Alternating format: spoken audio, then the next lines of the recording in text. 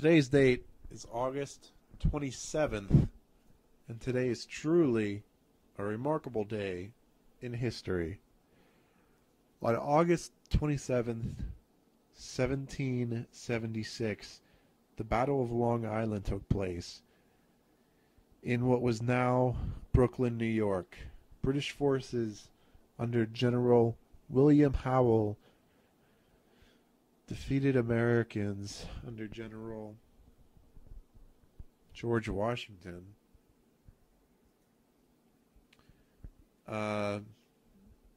It's also known as the Battle of Brooklyn or the Battle of Brooklyn Heights. After defeating the British in the siege of Boston on March 17th, General George Washington, Commander-in-Chief, brought the Constitutional Army to defend New York City, then limited to the southern end of Manhattan Island, where he established defenses and waited for the British to attack. In July, the British under command of General William Howes landed a few miles across the harbor on Staten Island, where they were slowly reinforced by ships in lower New York Bay over the next month and a half, bringing the total forces to 32,000 men.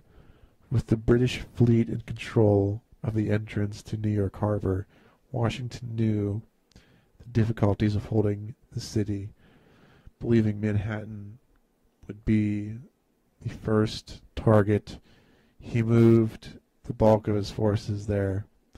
On August 22nd, the British landed in Long Island across the Narrows from Staten Island and across the East River of Manhattan.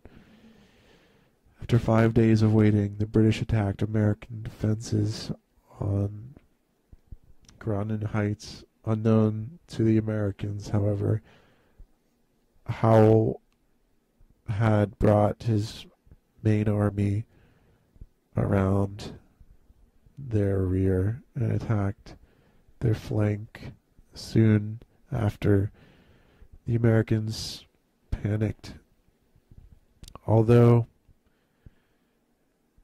a stand by 2,500 Maryland troops prevented most of the army from being captured, the remainder of the army fled to the main defenses of Brooklyn Heights.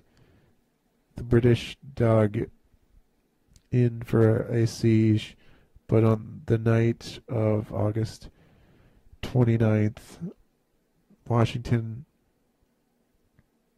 evacuated the entire army to Manhattan without the loss of material or a single life. Washington and the Continental Army were driven out of New York entirely after several more defeats and forced to retreat through New Jersey into Pennsylvania. The Battle of Long Island